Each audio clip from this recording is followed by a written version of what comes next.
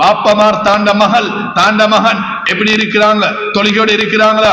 சொபகு இல்லைன்னு வைங்களே, அந்த வீட்டுக்கு முசீபத்து தானே, பரக்கத்து இல்லதானே. மாப்பிள்ள பொஞ்சாதியோட கோபம் இறக்கமிக்காது, பிள்ளைகள் வாப்போமாரோட விருப்பாத்தான் நிற்பாங்க. சொபகு இல்லாத முசீபத்து கெட்ட அந்த வீட்டுக்கு முசீபத்து தான் வரும். அதனால அருமையான பேரன்பு பெருமக்களே, அப்படிப்பட்ட அந்த நல்ல வார்த்தைகளில் லுக்மான் அலைஹிஸ்ஸலாம் சொன்ன கடைசியான ஒரு வார்த்தை என்ன தெரியுமா? எல்லாருக்கும் மிக முக்கியமான ஒன்று. யா புனைய லா தகுன் அஜஸ மின் ஹாதா தீக் யுஸவ்விபு பில் அஸ்ஹார் வ அன்த நாயிமுன் அலா ஃபிராஷி. இந்த சேவலை விட, ஒரு சேவலை காட்டி, இந்த சேவலை விட மோசமானவனாய் இருந்துடாதே.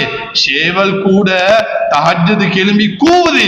அந்த சேவல் கூற நேரத்துல நீ முசீபத்து முடிச்ச தூக்கத்தை பெட்ஷீட்டால போத்தி படுத்தா எவ்வளவு பெரிய ஒரு முசீபத்து.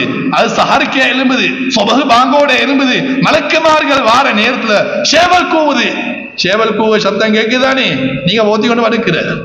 சேவலுக்கு பரக்கத்து, அவங்களுக்கு முசீபத்து.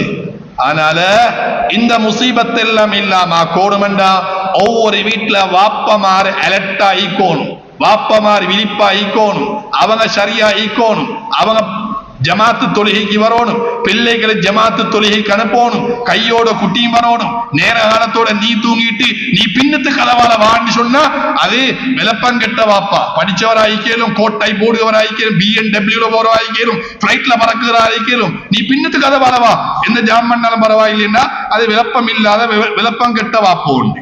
ஆனால விளப்பமுள்ள வாப்பா அப்படி சொல்லுகள்ல, தூங்கிக்கோ நேரத்தோட எலும்புதான் வாப்ப சொல்லுவார். ஆனால விளப்பமுள்ள வாப்ப வாயிக்கோ.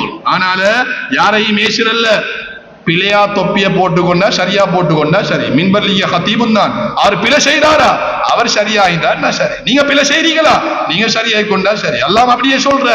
நானா